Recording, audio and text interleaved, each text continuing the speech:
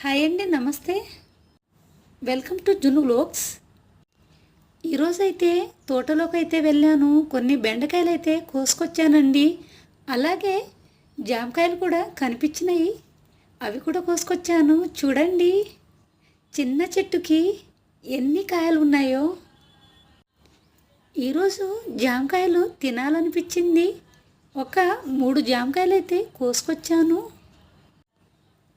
చిన్న చెట్టు, ఆ చెట్టుకి ఎన్ని జామకాయలు ఉన్నాయో చూడండి.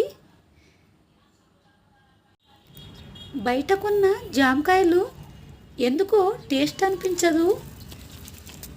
మా చెట్టు కాయలైతే భలే తీయగుంటాయండి. తిన్నాము ఇద్దరము, సూపర్గా ఉంది, చాలా బాగుంది.